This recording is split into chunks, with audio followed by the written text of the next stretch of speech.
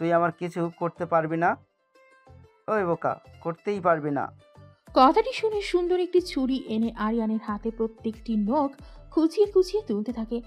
আরিয়ানের বীভৎস চিৎকারে পুরো বাড়ি থমথমে হয়ে যায়। রক্তে ফ্লোর ভরে গিয়েছে। এই দৃশ্য স্পৃহা দেখতে পারছে না একদমই। চোখ সরিয়ে নিতেই সুন্দর এসে তাকে হাসতে হাসতে বলে, স্পর্শ তোমাকে দেখতেই হবে, অন্য কোনো দিকে তাকাবে না তুমি। এদিকে তাকাও, না হলে আমি সব শেষ করে দিব। বাকি সকলের জন্য ভুলেও মায়া দেখাবে না। স্পৃহা এবার ভয়ে আবার এই ভয়ানক দৃশ্য দেখতে থাকে। নখ তুলে ফেলার পরে সুন্দর একটি হাতুড়ি এনে আরিয়ানের নখের নিচে নরম মাংসপিণ্ডের অংশে প্যারেক বসিয়ে হাতুড়ি দিয়ে বাড়ি দিতে থাকে। আরিয়ান যত জোরে চিল্লাচ্ছে সুন্দর যেন তত বেশি আনন্দ পাচ্ছে। এদিকে এমন ভয়ানক দৃশ্য সহ্য করতে না পেরে জ্ঞান হারায় আনিসা। ফিহা দৃষ্টিহীন দৃষ্টিতে তাকিয়ে থাকে। সুন্দর আরেকজন গার্ডকে আদেশ করে সে মরিচের গুঁড়া মিশ্রিত নরম পানি এনে সুন্দরের হাতে দেয়। সুন্দর এক ভয়ানক হাসিতে আরিয়ানের দিকে তাকায়। আরিয়ান এখন আকুতি করে সুন্দরকে জানায়, দয়া করে ভাই এমন করবেন না। আমি আপনার স্পর্শের দিকে কোনো দিনও আর তাকাবো না। আরিয়ানের এমন আকুতি মিনতি দেখে সুন্দরের আরো বেশি ভালো লাগছে। স্পৃহা শক্ত করে তার মুখ চেপে দাঁড়িয়ে রইল। মুখ দিয়ে কোনো আওয়াজ বের হলেই সুন্দর আরো বেশি ভয়ানক হয়ে যাবে। কারো মুখে কোনো কথা নেই, শুধু আছে আরিয়ানের চিল্লানোর শব্দ। আরিয়ান আবার বলল, আমি স্পর্শকে কোনো দিনও দেখব না। আরিয়ানের মুখে স্পর্শর নাম শুনে সুন্দরের মাথায় একেবারে রক্ত উঠে গিয়েছে। আরিয়ানের দিকে ভয়ানক রাগী দৃষ্টি দিয়ে বলল, এই শুয়োরের বাচ্চা, কি বললি তুই? আরিয়ানের থেকে কোনো জবাব না নিয়ে সুন্দর মরিচের গুঁড়াযুক্ত গরম পানিতে 2 হাত ডুবিয়ে দিল। আরিয়ানের ভয়ানক চিল্লানির শব্দে সকলের গায়ের লোমগুলো দাঁড়িয়ে গিয়েছে। সুন্দর আবার হুঙ্কার দিয়ে বলে উঠল, তুই এই মুখ দিয়ে আমার স্পর্শের নাম নিয়েছিস, তাকে ভালোবাসার কথা বলেছিস, তোর এই চোখ দিয়ে তাকে দেখেছিস, সব ঠিক থাকবে ভেবেছিস, এরপরও? কথাটা বলেই একেবারে গরম ফুটন্ত পানি এনে আরিয়ানের গলার ভেতরে ঠেলে দিল সুন্দর। আরিয়ানের চিল্লানোর শক্তিটুকু নেই, শুধু শক্তি নয়, চিল্লানোর কোনো সামর্থ্য তার নেই। স্পৃহার সকল ফ্রেন্ডরাও এর মধ্যে অজ্ঞান হয়ে পড়েছে। একমাত্র ফিহা সেই প্রথম থেকে একইভাবে দাঁড়িয়ে রয়েছে। এবার সুন্দর ফুটন্ত গরম পানি নিয়ে আরিয়ানের চোখে মুখে খুলে চোখ দুটো খুলে ঢেলে দিল। আর একবার জ্ঞান ফিরেছিল, এখন তার আবার অজ্ঞান হওয়ার মতো অবস্থা। আরিয়ান মুখ দেওয়া ওয়াজ করতে পারছে না। ভয়ানক যন্ত্রণায় কাতরাচ্ছে সে। সব একেবারে শান্ত হয়ে গেল হঠাৎ করে। ঘণ্টা খানিক এই অবস্থায় তাকে রেখে দিল সুন্দর। ভয়ানক একটি রাত প্রায় শেষ হতে চলেছে। ভোরের আলো ফোটার আগেই আরিয়ানকে তুলে নিচে ফেলে দিল সে। এদিকে আনিসারও জ্ঞান ফিরে আসে। নিজের ভাইকে ওপর থেকে নিচে ফেলে দিয়েছে শুনে সে দৌড়ে নিচে যেতে গেলে আশিকও তার সাথে যেতে চায়। সুন্দর হুঙ্কার দিয়ে বলে ওঠে, আশিক, কোথাও যাবি না। যাদের জন্য এই পার্টি, তারা না থাকলে পার্টি কি করে হবে? এই কথা শুনে আশিক থেমে যায়। আনিসাও আশিককে ফেলে রেখে চলে যায় তার ভাইয়ের কাছে। আরিয়ানকে ফেলে দিয়েই সুন্দর নিজের হাত পরিষ্কার করে বেশ অনেকক্ষণ ধরে সে তার হাত এমনভাবে ধুতে থাকে যেন হাতে নর্দমার ময়লা লেগে গিয়েছে। হাত ভালো করে পরিষ্কার করে এসে স্পৃহাকে পেছন থেকে জড়িয়ে ধরে। চুলের মধ্যে নিজের মুখ গুজে দিয়ে বেশ লম্বা করে টেনে ঘ্রাণ নেয়। তারপর তাকে সামনে ঘুরিয়ে তার ঠোঁটের সাথে নিজের ঠোঁট মিশিয়ে নেয়। সুন্দরের এমন ভয়ানক রূপ দেখে কেউ কিছু বলার সাহসও পায় না। স্পৃহা নিজেও চুপ করে সব সহ্য করে। সুন্দরের এমন কর্মকাণ্ডে স্পৃহা লজ্জায় পড়ে যায়। সকলেও এমন দৃশ্য দেখে মাথা নিচু করে রাখে। অপরদিকে লিহান রাগে ফুঁসছে। সুন্দর সবাইকে উদ্দেশ্য করে বলে, আপনারা এখন ঘুমিয়ে পড়ুন। ব্যাচেলার পার্টির বাকি অংশ আবার ঘুম থেকে ওঠার পর শুরু হবে। সকলে কোনো কথা না বলেই চুপচাপ চলে যেতে লাগলো। স্পৃহা তাদের সাথে যেতে চাইলে সুন্দর স্পৃহার হাত ধরে তাকে আটকে বলে, আমরা একসাথেই যাব। স্পর্শ। কথা শুনে লিহানও থেমে যায়। স্পৃহা সুন্দরকে বলে, একসাথে মানে? আমি না বলেছিলাম বিয়ের আগে আমি আপনার সাথে থাকবো না? সুন্দর আবার মুচকি হেসে বলে, আমার বোকা স্পর্শ, এতদিন ঘুম থেকে উঠে আমাকে দেখেও তুমি বোঝোনি যে আমি তোমার সাথে ঘুমাতাম? সুন্দরের কথা শুনে আরেক দফায় চমকে তাকালো স্পৃহা। কি বলছে সে? লিহানও থমকে রয়েছে। এতদিন একসাথে ছিল মানে? স্পৃহা শান্ত গলায় সুন্দরকে জিজ্ঞেস করল। আপনি বলুন যে আপনি মিথ্যা বলছেন। সুন্দর স্পৃহার গালে হাত দিয়ে বলল, তোমাকে ছাড়া আমি 1 সেকেন্ড থাকতে পারি না। ভয়ানক কষ্ট হয়। তবে ভাবলে কি করে যে এই কত রাত একা ছেড়ে দিব? কিন্তু আপনি বলেছিলেন এমন কিছু হবে না। হ্যাঁ, অমন কিছুই হয়নি। তুমি বললে আজ রাতে হতে পারে। লিহান এবার আর সহ্য করতে পারল না। এত কিছু হওয়ার পরেও সে বলল, ভাইয়া, আর 2 দিন পর ওর সাথে আমার বিয়ে। সুন্দরের শান্ত শীতল জবাব। এর জবাব ঘুম থেকে উঠেই দিব। আমার স্পর্শের এখন ঘুমানো দরকার। কিছুক্ষণ থেমে সুন্দর আবার বলল, আমাদের ডিস্টার্ব করিস না ভুলেও। এবার লিহান বেশ চেঁচিয়ে বলল, তোমাদের ডিস্টার্ব করব না এর মানে কি? ও তোমার সাথে থাকবে না। 2 দিন পরে ওর সাথে আমার বিয়ে। 2 বছর আগে থেকে ও আমার বউ। Now get lost and be ready for the upcoming morning. লিহানের কিছুতেই ঘুম আসছে না। অনেকক্ষণ ধরে তার রুমের এপাশ থেকে ওপাশ হেঁটে চলেছে। মাথার মধ্যে নানা ধরনের চিন্তা ঘুরপাক খাচ্ছে। অন্যদিকে আশিক তার রুমে গিয়ে ব্যাগ গোছানো শুরু করেছে। তাকে যেভাবেই হোক এই বাড়ি থেকে বের হতে হবে। আরিয়ানের যা অবস্থা করেছে সুন্দর, সেও তো সুন্দরের সাথে প্রতারণা করেছিল। সুন্দর তার কি অবস্থা করবে সেটা ভেবেই সে ভয়ে আতঙ্কে শিউরে উঠছে। সবকিছু গুছিয়ে রুম থেকে বাইরে যেতেই দেখে তার রুমের সামনে 2জন গার্ড দাঁড়িয়ে। সুন্দর এবার তার কি অবস্থা করতে পারে তার আর বুঝতে বাকি রইল না। সুন্দর যে এতদিন থেকে একটা বড় ধরনের খেলা খেলছিল কি তারা আজ বুঝতে পারল। এখন আশিক আর লিহানের কিছু বুঝতে আর বাকি রইল না। সব বোঝার পরে আশিক এই পরিস্থিতি থেকে বের হতে চাইলেও লিহান স্পৃহাকে ছাড়া পিছিয়ে যেতে চাচ্ছে না। স্পৃহাকে বেশ জোরাজুরি করেই রুমে নিয়ে গেল সুন্দর। দরজা লক করে তাকে কোল থেকে নামিয়ে দিল বিছানায়। স্পৃহা এখনো সে কথাই ভেবে চলেছে যে এই কতদিন সুন্দর তার সাথে এক রুমে ঘুমিয়েছে।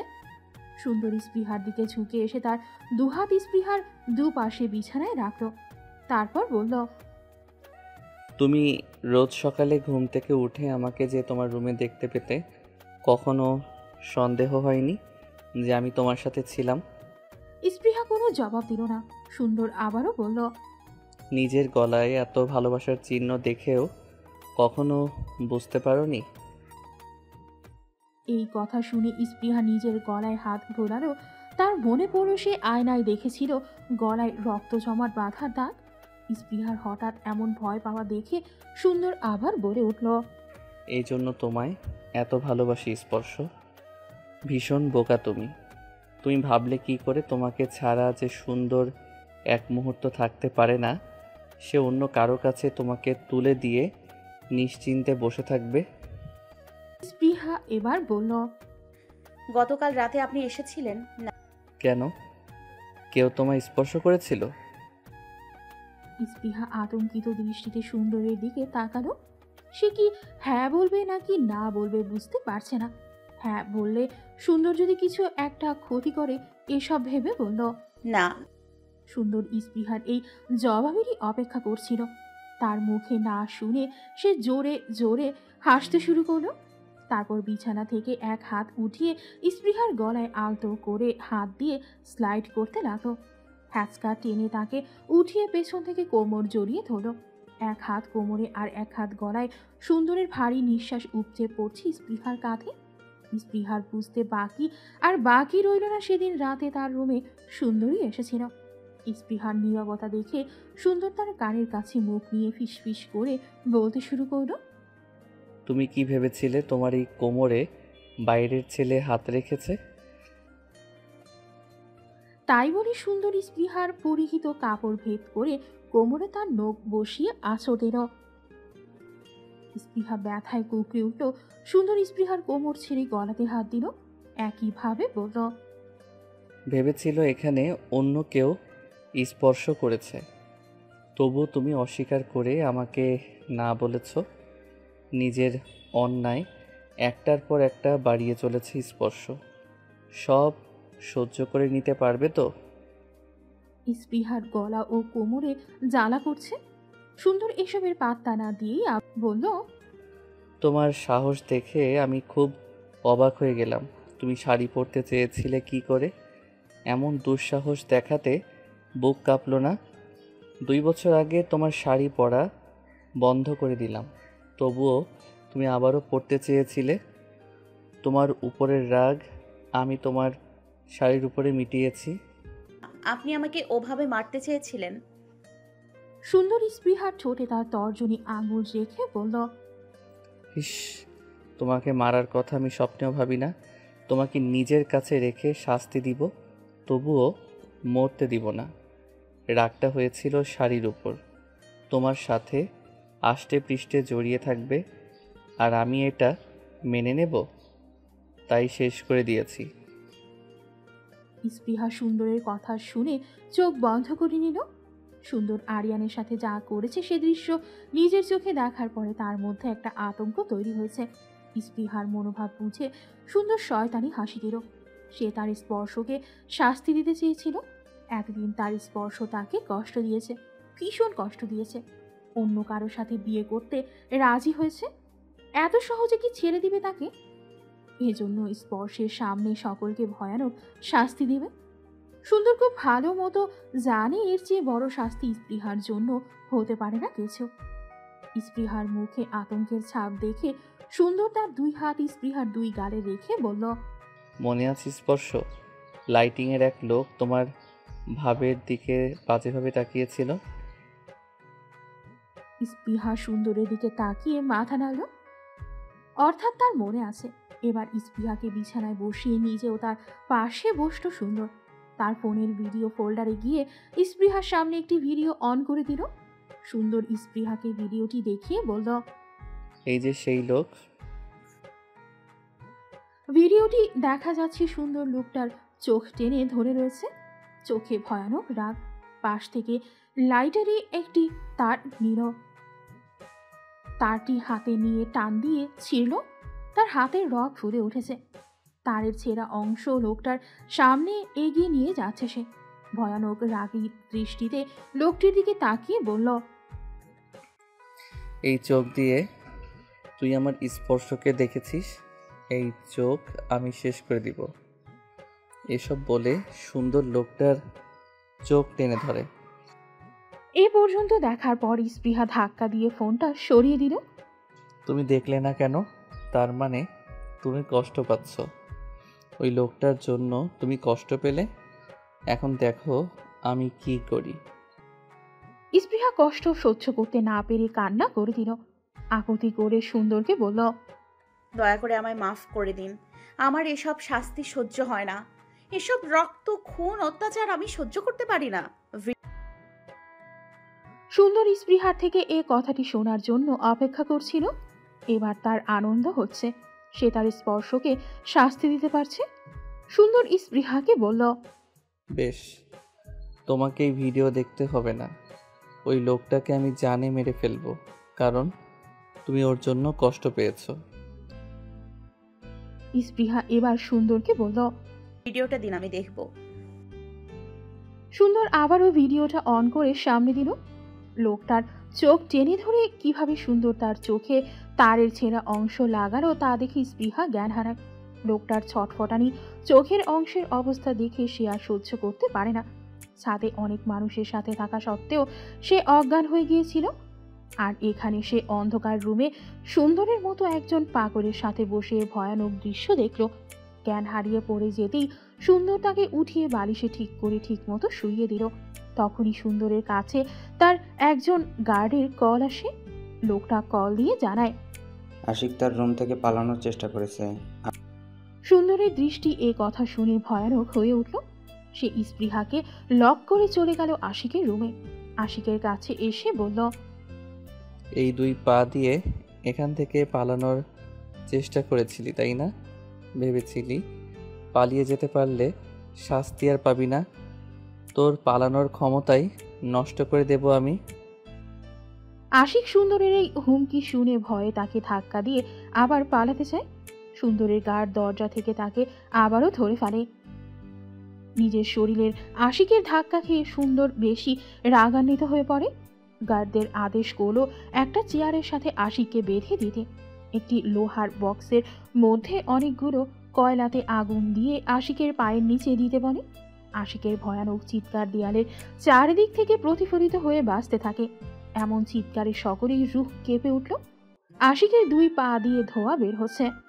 আশিকের পায়ের নিচের মাংস পুড়ে গিয়েছে। আশিককে এই অবস্থাতেই বেশ অনেকক্ষণ রেখে দেওয়ার পরে সুন্দর তার পায়ের নিচ থেকে কয়লা সরাতে নির্দেশ দিল।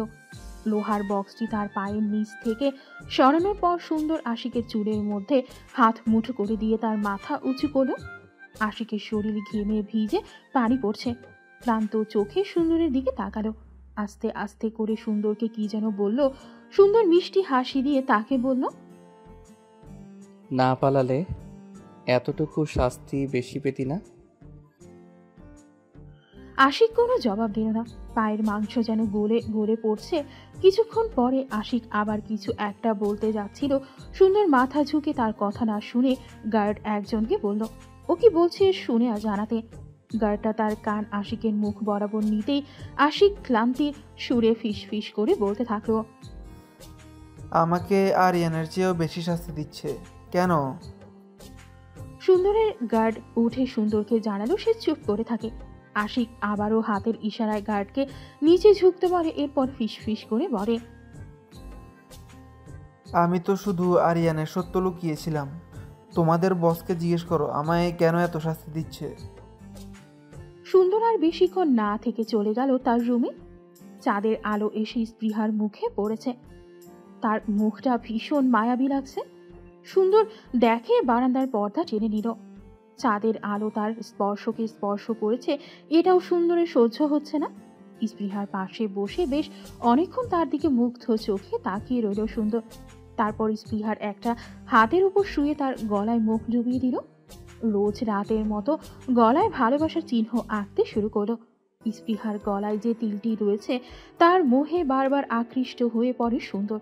নিজেকে আটকে রাখার চেষ্টা করলেও কন্ট্রোলে রাখা সম্ভব হয় না। গলার তিলটার ওপর বেশ গভীরভাবে দাঁত বসিয়ে দিল সুন্দর। ব্যথায় স্পৃহা তার চোখ পিটপিট করে তাকানোর চেষ্টা করেও তাকাতে পারল না। এদিকে সুন্দর স্পৃহাকে নিজের সাথে এমনভাবে মিশিয়ে নিয়েছে যেন স্পৃহার শরীরের একটি হাড় অপর হাড়ের সাথে মিশে যাচ্ছে। অনেক শক্ত করে জাপটে ধরে রয়েছে সে। এভাবেই ঘুমিয়ে পড়ে সুন্দর তার স্পর্শে। স্পৃহার ঘুম ভাঙলে সে দেখতে পায় সুন্দর তাকে জড়িয়ে রেখেছে। সে সুন্দরীর থেকে নিজেকে ছাড়ানোর অনেক চেষ্টা করে কিন্তু তার শক্তির সাথে পেরে ওঠে না। এদিকে সুন্দর একেবারে শক্ত করে জড়িয়ে ধরে ঘুমিয়ে রয়েছে, যেন একটু হালকা হলেই স্পৃহা পালিয়ে যাবে। অনেকক্ষণ ধরেই সুন্দরকে ডাকার চেষ্টা করছে। হিস শব্দ করে সে সুন্দরকে ডাকছে আর মোষ্টামুষ্টি করছে। সুন্দর এক চোখ খুলে তার দিকে তাকিয়ে বলল, সাপের মতো করো না তো। ঘুম ঘুম গলায় সুন্দরের এত ডিপ ভয়েস শুনতে আরো বেশি নেশাক্ত লাগছে। স্পৃহা এত কাছ থেকে কোনো পুরুষের ছোঁয়া পেয়ে আর এমন কণ্ঠস্বর শুনে নিজের মধ্যে থেকে বেরিয়ে গিয়েছে। তার পেটের ওপরে সুন্দরের হাত, সেদিকে তাকাতেই সুন্দরের হাতের ভেইন্স দেখতে পায়। হঠাৎ করে তার গলা শুকিয়ে আসে, জিব্বা দিয়ে ঠোঁট ভিজিয়ে ঢোক গিরে। এখন উল্টাপাল্টা কিছু ভাবা যাবে না। নিজের হুঁশে ফিরতেই রাগ দেখানোর মতো মেকি স্বরে বলল, আমাকে সাপ মনে হয়? তুমি তো সাপের মতোই শব্দ করছো, আবার সাপের মতো করে মোচড়াচ্ছ। ঘুমাতে দাও। এখন ঘুমোতে হবে না, আমাকে উঠতে দিন। উঠে কি করবে? তাই বলে সুন্দর আবার চোখ বন্ধ করে ফেলল। স্পৃহা আবার তাকে একইভাবে ডাকতে থাকে। তখন সুন্দর একটু হেসে বলে, নাম ধরে ডাকো, না হলে ছাড়বো না। স্পৃহা সুন্দরের দিকে চোখ বড় বড় করে তাকালো। তার থেকে এত বড় বয়সের একজন মানুষকে সে কিভাবে নাম ধরে ডাকবে? জবাব দিল, আমি নাম ধরে ডাকতে পারবো না আপনাকে। এবার সুন্দর স্পৃহার গাল জোরে করে চেপে ধরল। লিহানের নাম মুখে নিয়েছিলে কিভাবে? সে কথা মনে পড়ে সুন্দরের মেজাজ ভীষণ খারাপ হয়ে উঠল। স্পৃহা থেকে আর কোনো জবাব না নিয়েই তাকে ছেড়ে দিল। ওয়াশরুমে গিয়ে ফ্রেশ হয়ে বেরিয়ে এসে দেখে স্পৃহা একইভাবে বিছানায় বসে রয়েছে। সুন্দর আবার ওয়াশরুমে গিয়ে তার ব্রাশে পেস্ট লাগিয়ে স্পৃহার কাছে এসে বলল, হ্যাঁ করো। সুন্দরের হঠাৎ এমন কথার মানে বুঝতে না পেরে তার দিকে তাকিয়ে রইল স্পৃহা। স্পৃহার প্রতিক্রিয়া এমন দেখে সুন্দর নিজেই তার গাল ধরে মুখ হা করালো। তারপর সে নিজেই দাঁত মাজিয়ে দিল। সুন্দরের এমন কর্মকাণ্ডে স্পৃহা চমকিত। সে মুখ থেকে ব্রাশ বের করতেই বলল, আমি নিজেই ব্রাশ করতে পারি। জানি স্পর্শ, কিন্তু আমি যেভাবে করালাম এভাবে করতে না। এর থেকে বেশি ভালো করে করতাম। সুন্দর একটু ঝুঁকে স্পৃহার মুখ বরাবর এসে বলল। ব্রাশটা যে আমার। স্পৃহা এবার ঝাড়ি মেরে উঠে দাঁড়ালো। আপনার এই ধরনের বাজে কাজ করতে খারাপ লাগে না? এর আগের দিনও আপনি ইচ্ছে করে এরকম করেছিলেন, তাই না? হ্যাঁ অবশ্যই, এটা বুঝতে এত টাইম লাগলো? তুমি ভীষণ বোকা স্পর্শ, ভীষণ। আমি চাই আমাদের দুজনের একটি মাত্র ব্রাশ থাকুক, আর তুমি তো আমারই। অভ্যাস তো করতেই হবে, বলো। সুন্দরের কোনো কথার জবাব না দিয়ে সোজা ওয়াশরুমে চলে গেল স্পৃহা। বারবার নিজের মুখ ধুতে থাকলো। এদিকে বাইরে থেকে সুন্দর বমি করার শব্দ পেয়ে জোরে জোরে দরজা ধাক্কাতে লাগে। বেশ কিছুক্ষণ পরে স্পৃহা দরজা খুলতেই সুন্দর কোনো উপেক্ষা না করে তার ঠোঁটের সাথে নিজের ঠোঁট মিশিয়ে দিল। মিনিট 10 পরে ছেড়ে দিয়ে বলল, করো এখন বমি, একই তো হলো তাই না? সকলে এখন উপস্থিত আশিকের সামনে। সকলের দৃষ্টি আশিকের দিকে। কি ভয়ানক অবস্থা হয়েছে তার। স্পৃহাকে সামনে দাঁড় করিয়ে দিল সুন্দর। তার সামনে আশিকের পায়ের চামড়া পুড়ে কালো হয়ে খসে খসে পড়ছে। এই দৃশ্য দেখে স্পৃহা নিজের চোখ বন্ধ করে ফেলে। সুন্দর তার দিকে তাকিয়ে বলে, তাকাও স্পর্শ। এমন সাধারণ একটা কথা, অথচ স্পৃহা জানে সুন্দরের এ কথা অমান্য করার পরিণাম কি ভয়ানক হতে পারে। সে চোখ মেলে তাকালো, বিড়বিড় করে বলল, আপনাকে এত বেশি শাস্তি না দিলেও চলতো। সুন্দর স্পৃহার সামনে দাঁড়িয়ে তাকে জিজ্ঞেস করে। জোরে বলো স্পর্শ। স্পৃহা এবার জোরে জোরে বলল, ভাইকে বেশি শাস্তি দেওয়া হয়ে যাচ্ছে না? তিনি তো আমার সাথে খারাপ আচরণ করেনি। স্পৃহার মুখে এমন কথা শুনে সুন্দর একটি চিকন রড নিয়ে আশিকের কাঁধে রাখল। রডটি আশিকের কাঁধের মাংসে অবস্থান করছে। আশিক ব্যথায় চোখ মুখ বন্ধ করে দাঁতে দাঁত চেপে রইল। সুন্দর স্পৃহার থেকে তাকিয়ে বলল, মায়া হচ্ছে? আরো বেশি দেখাও মায়া। এবার স্পৃহা কিছু বলল না। সে এসব আর নিতে পারছে না। সুন্দর রডটা দিয়ে আশিকের শরীরের মাংস ভেদ করে ক্লাভিকলে ঢুকিয়ে দিল। রডটি আশিকের হাড় ভেঙে তার শরীরের অভ্যন্তরে প্রবেশ করেছে। রক্তে ভিজে উঠছে তার শরীর। এক টানে ক্লাভিকলের ভেতরে ঢুকে যাওয়ার রডটি বের করে নিল সে। এবার গড়গড় করে পড়ছে রক্ত। ওই একই রড দিয়ে আশিকের হাতের ওপরের অংশে গেড়ে দিল সুন্দর। তার হাত চেয়ারের সাথে এখন আটকে রয়েছে। সকলেরই চোখ বন্ধ, কারো মুখে কোনো কথা নেই। এত নীরবতার মাঝে শুধু শোনা যাচ্ছে আশিকের ভয়ানক চিৎকার। কিছুক্ষণ পর সুন্দর সকলের দিকে তাকিয়ে বলল, তোমরা ভাবছো কি দোষের জন্য আমি এত শাস্তি দিচ্ছি? এখন তোমাদের জানাই, ওর শাস্তি অনেক বাকি আছে। মূল খেলাটা পেছন থেকে ও খেলেছে আমার স্পর্শকে নিজের করে পেতে চাওয়ার জন্য। চক্রান্ত করেছে। কি রে? সকলে এবার আশিকের দিকে তাকালো। এসব কি বলছে? আসলে কি সত্যি? সুন্দর আশিকের কাছে গিয়ে হাতে পড়ে থাকা রডটি নাড়াতে নাড়াতে বলল, বলো সবাইকে। আশিক এবার কাঁপা কাঁপা কণ্ঠে বলল, হ্যাঁ, আমি স্পৃহাকে ভালোবাসতাম। ওকে পাওয়ার জন্য আরিয়ানকে ফাঁসিয়েছিলাম প্রথমে, তারপর লিহানকে। আশিকের মুখে এমন কথা শুনে লিহান ও স্পৃহা দুজনেই হতভম্ব। কিন্তু আশিক তো স্পৃহাকে চিনেই না। স্পৃহা এবার সুন্দরের পাশে গিয়ে দাঁড়ালো। তার দিকে তাকিয়ে নিচু গলায় বলল, কিন্তু সে আমাকে চিনল কিভাবে? সুন্দর এবার গলা ফাটিয়ে বলে, আশিক তোমাকে ভালোবাসতো, তোমাকে দেখে না, বরং আমার থেকে প্রতিশোধ নেয়ার জন্য। সকলে এই কথা শুনে অনেক অবাক, কারণ লিহান ও আরিয়ান স্পৃহাকে দেখেই পছন্দ করেছিল। আশিক মাঝখানে স্পৃহাকে সুন্দরী থেকে প্রতিশোধ নেওয়ার জন্য পছন্দ করেছে ভাবতেই সকলে একে অপরের মুখের দিকে তাকালো। লিহান আস্তে আস্তে বলল, তোমার থেকে কিসের প্রতিশোধ? সুন্দর বলল, আশিক রাজনীতি করত। আমি ওর সে সময় অনেক ভালো বন্ধু ছিলাম বলে ওকে বুঝেছিলাম এসবের মধ্যে না যেতে।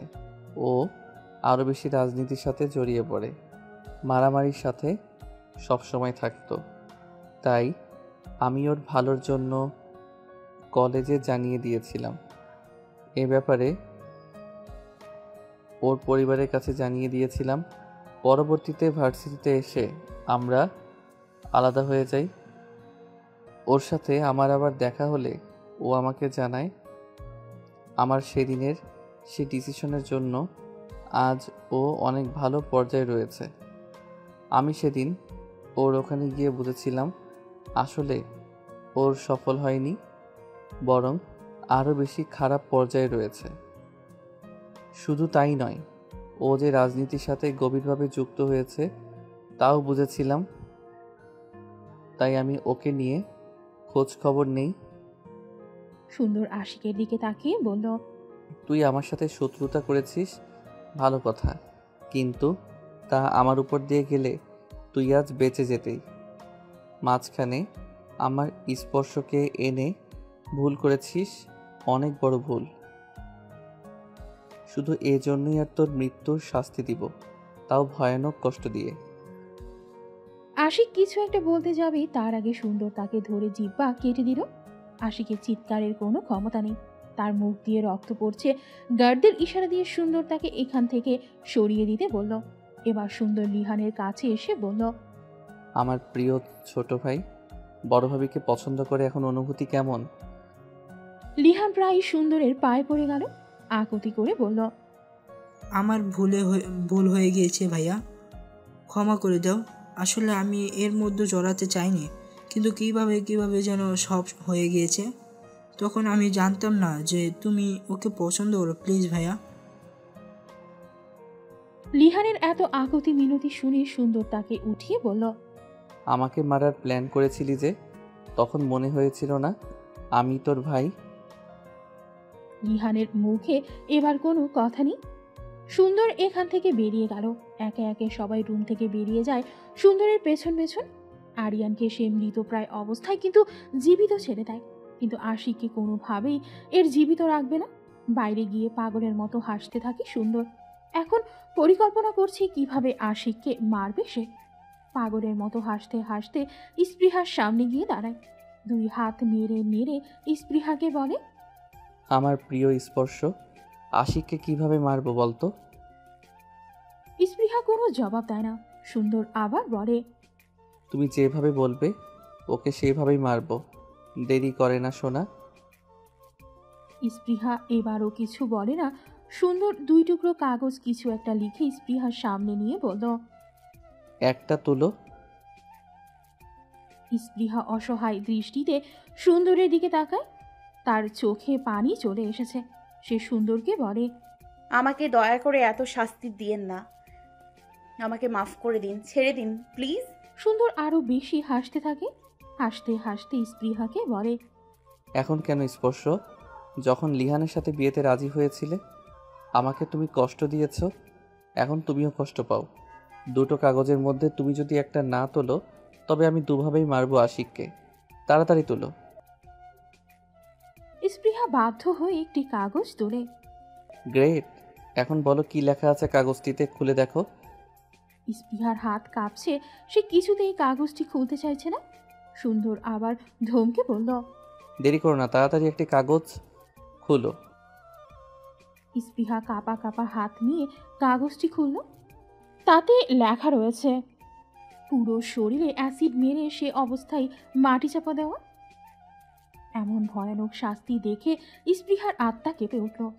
সকলের চোখে পানি, কেউ যেন এই ভয়ানক শাস্তি নিজের চোখে দেখতে পারবে না। মানসিকভাবে বিপর্যস্ত অবস্থায় রয়েছে সবাই। এমন দৃষ্টি দেখে সুন্দর বলে উঠল,